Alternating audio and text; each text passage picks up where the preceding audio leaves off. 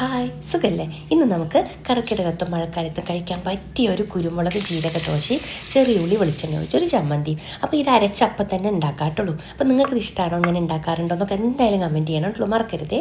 അപ്പോൾ അതിനുവേണ്ടി ഒരു ഗ്ലാസ് പച്ചരി, ഒരു 1/4 ഗ്ലാസ് കറുത്ത ഉഴുന്നാണ് കേട്ടോ എടുത്തിരിക്കുന്നത്.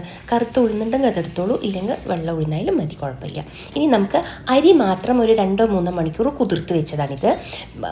ഉഴുന്ന് നമുക്ക് കുതിർക്കണ്ട, ഉഴുന്ന് അങ്ങനെ കഴുകി അങ്ങനെ തന്നെ ഇടുക കേട്ടോ ചെയ്യാം. ഉഴുന്ന് കുതിർക്കാറില്ല, അരി മാത്രമാണ് കുതിർക്കാറുള്ളത് കേട്ടോ. അപ്പോൾ അരി ഞാൻ ഒരു 2-3 മണിക്കൂർ കുതിർത്തിട്ടുണ്ട്. പിന്നെ അതാ ഉഴുന്ന് അപ്പം തന്നെ കഴുകിയിട്ട് ആ അരിയുടെ കൂടെ ചേർത്തി കൊടുക്കും. ഇനി നമുക്ക് ആ അരിയും ഉഴുന്നും ഒരു മിക്സിയുടെ ജാറിലേക്ക് മാറ്റാം. ഇതിലേക്ക് കൂടി നമുക്ക് കുറച്ചുകൂടി സാധനം ചേർത്തി കൊടുക്കാറുണ്ട്. അപ്പോൾ നമുക്ക് ഒരു വലിയ സ്പൂൺ, ചെറിയ 1.5 സ്പൂൺ കുരുമുളകും, ഒരു ചെറിയ സ്പൂൺ ജീരകവും, ഒരു 1/2 ബൗള് തേങ്ങാക്കൊത്തുമാണ് ഞാൻ അതിലേക്ക് ഇട്ട് കൊടുക്കുന്നുള്ളൂ. നാളികേരം ചെരുവേതിടണ്ട, ഇങ്ങനെ ഇതുപോലെ പുളി ഇട്ടാൽ മതി കേട്ടോ നാളികേരം. അപ്പോൾ അതാ ജീരകവും കുരുമുളകും നാളികേരവും കൂടി ഞാൻ ആ മിക്സിയിലേക്ക് ഇട്ട് കൊടുത്തിട്ട് ആവശ്യത്തിന് ഉപ്പിട്ട് കൊടുത്തിട്ടുണ്ട്. ഇനി ഇതൊന്ന് തരി പിരാന്ന് അരച്ചെടുക്കണം. ഇതൊന്ന് അരച്ചിട്ട ശേഷം നമുക്കിതിലേക്ക് കറിവേപ്പില ചേർത്തി കൊടുക്കണം.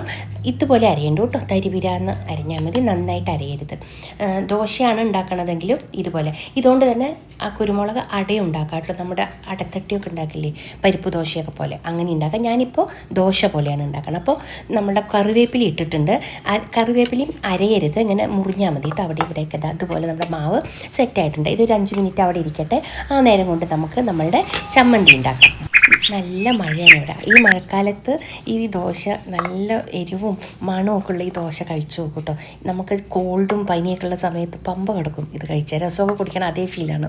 ഇനി നമുക്കിതിലേക്കൊരു 5-10 ചെറിയ ഉള്ളി ഞാൻ കഴുകി വെള്ളത്തിലിട്ടിട്ടുണ്ടായിരുന്നു, അത് മുറിച്ച് വെച്ചിട്ടുണ്ട്.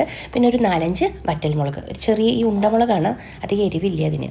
അപ്പോൾ ഇതാ ആ ഉള്ളിയും മുളകും കൂടി നമുക്ക് നമ്മളുടെ ജാറിലേക്ക് ഇട്ട് കൊടുക്കാം. മുളക് പൊടി ഇടണ്ട കേട്ടോ, ചുമന്ന കളറല്ല ഈ ചമ്മന്തിക്ക്, ഇത്തിരി മുളക് ചതച്ച പോലെ ഉണ്ടാവുക.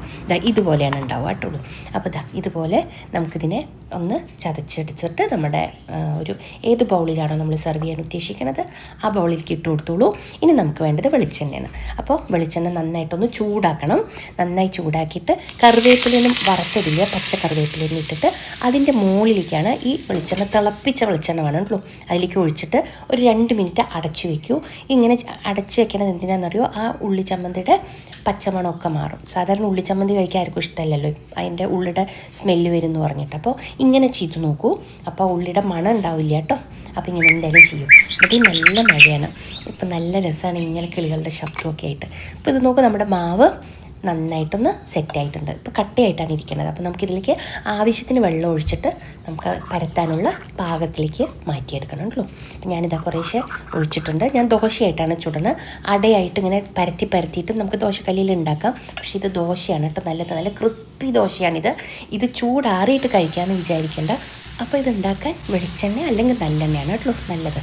അത് നല്ലെണ്ണയിൽ നല്ല മണമാണ്, വെളിച്ചെണ്ണയിൽ പ്രത്യേകിച്ച് പറയേണ്ട അസല് മണമാണ്. അപ്പോൾ അതൊഴിച്ചിട്ട് 2 സൈഡും നല്ലോണം എണ്ണ ഒഴിച്ചിട്ട് നന്നായി മുരിച്ചെടുക്കും കേട്ടോ. അപ്പോൾ ലൈക്ക് ചെയ്യാനും ഷെയർ ചെയ്യാനും സബ്സ്ക്രൈബ് ചെയ്യാനും പ്രത്യേകിച്ച് കമൻറ്റ് ചെയ്യാനും മറക്കരുത് കേട്ടോ. സബ്സ്ക്രൈബും ചെയ്യണേ.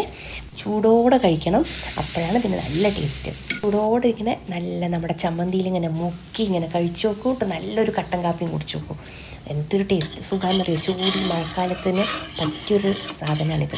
അപ്പോൾ നമുക്ക് ഇമ്മ്യൂണിറ്റി കൂട്ടാനും ഇത് ഹെൽപ്പ് ചെയ്യുന്നതാണ് കേട്ടോ പറയണത്. അപ്പോൾ എന്തായാലും ഇത് കഴിച്ചു നോക്കും. മഴക്കാലത്തും കർക്കിടക സമയത്തും ഈ ദോശ നിങ്ങൾ 1-2 പ്രാവശ്യം എന്തായാലും ട്രൈ ചെയ്യും. ഇപ്പോൾ നമ്മളുടെ കോൾഡുള്ള സമയത്ത് ഇത് കഴിച്ചു നോക്കും, നമ്മുടെ മൂക്കൊക്കെ നന്നായി തുറക്കും, നമ്മളുടെ കോൾഡൊക്കെ പോകും. നല്ല ടേസ്റ്റുമാണ് വായിക്ക്.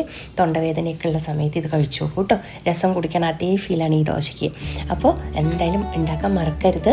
ഇപ്പോൾ നമ്മളുടെ ഉള്ളി ചമ്മന്തി, നമ്മളുടെ ദോശ റെഡി ആയിട്ടുണ്ട്. ഇനി ഇതുപോലെ ചമ്മന്തിയിൽ മുക്കിയിട്ട് നിങ്ങൾ കഴിച്ചു നോക്കൂട്ടുള്ളൂ. നിങ്ങളിങ്ങനെ ഉണ്ടാക്കാറുണ്ടോ എന്ന് എന്തായാലും കമൻറ്റ് ചെയ്യണേ. നമുക്ക് നല്ല വീഡിയോ ആയിട്ട് വീണ്ടും കാണാം. Okay, by.